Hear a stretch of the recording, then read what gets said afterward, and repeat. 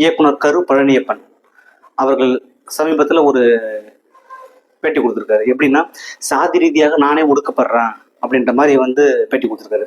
என்ன சாதி ரீதியாக ஒடுக்கப்படுறாருன்னா, அவர் சாதி மறுப்பு திருமணம் செய்தது. அவருடைய மனைவியை அவருடைய சமூகம் சார்ந்தவங்க கிடையாது, வேற ஒரு சமூகம் சார்ந்தவங்க. அவர் சாதி மறுப்பு திருமணம் செய்ததால் அவருடைய உறவினர்கள் அவரை சாதி ரீதியாக அணுகுகிறார்கள் அப்படி என்று ஒரு பேட்டியில சொல்லியிருக்காரு. யாரு சாதி ரீதியா முழுமையா எதிர்க்கிறாங்கன்னு பாத்தீங்கன்னா, பழக்கருப்பையா.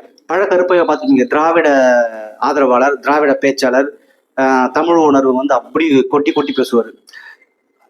இதுல நம்ம சொல்ல வர்றது என்னன்னா, எல்லாருமே தமிழ் தமிழ் என்று பேசுவார்கள் வெளி உலகத்திற்கு.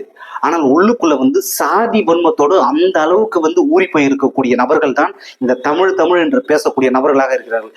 சாதி வெறி தமிழகத்தில் இன்று வரை வெறியாட்டம் ஆடிக்கொண்டிருக்கிறது என்றால், இது போன்ற நபர்கள் வெளி உலகத்திற்கு தமிழ், திராவிடம் என்றால் என்ன, தமிழர்கள் என்றால் யார் அப்படி என்று வெளி உலகத்திற்கு பேசிக்கொண்டு உள்ளுக்குள் தன் குடும்பத்திற்குள் மிகப்பெரிய ஒரு சாதி வன்மத்தோடு இருக்கக்கூடிய நபர்களாகத்தான் இன்று வரை இருக்கிறார்கள். பழக்கருப்பையா நீங்க எல்லாம் பார்த்திருப்பீங்க. அவ்வளவு அழகா பேசுவாரு. இஸ்லாமியர்கள் பத்தி பெருமையா தூக்கி பேசுவாரு, தமிழர்கள் பத்தி பெருமையா பேசுவாரு, தலித் மக்களை பற்றி அந்த அளவுக்கு உயர்த்தி பேசுவாரு. ஆனால் அவர் மனத்துக்குள் மிகப்பெரிய ஒரு சாதி வன்மம் இருக்கிறது என்று வெட்ட வெளிச்சத்திற்கு வந்திருக்கிறது. காரணம் என்னவென்றால், கரு பழனியப்பனின் பெரியப்பா தான் பழக்கருப்பையா.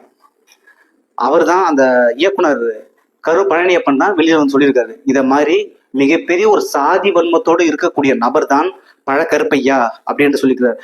மக்கள் நுட்பமாக கவனிக்க வேண்டும். மக்கள் என்று சொல்வதை விட மனிதநேயத்தை நேசிக்கக்கூடிய மக்கள் அனைவரும் இந்த தமிழ் தமிழ், இந்த சாதி தூக்கி பிடிக்கிறவன், இந்த மதத்தை தூக்கி பிடிக்கிறவன், இந்த இனத்தை தூக்கி பிடிக்கிறவன் எல்லாருமே பிரிவினைவாதிகள் தான். அவன் ஒருபோதும் மனித குலத்தை நேசிக்கவே மாட்டான்.